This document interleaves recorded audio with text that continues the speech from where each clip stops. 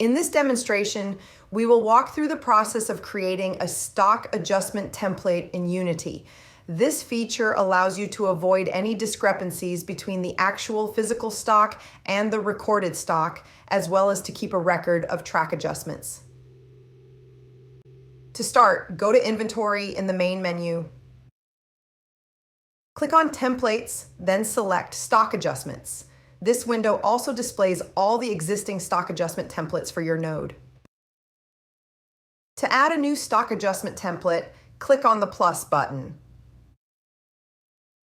Under General Settings, complete the following fields. List name, this is a compulsory field. Location to use, select a location if you have more than one stock location.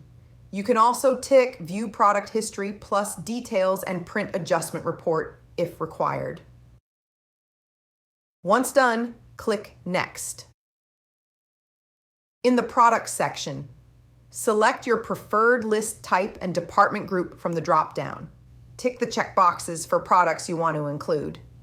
Review your selections under Selected Products. Click Next to continue. In the Grid Setup section, choose a default interface.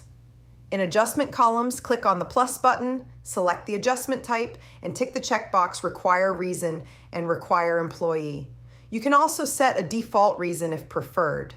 Column customization, there is no need to select anything. Click Next.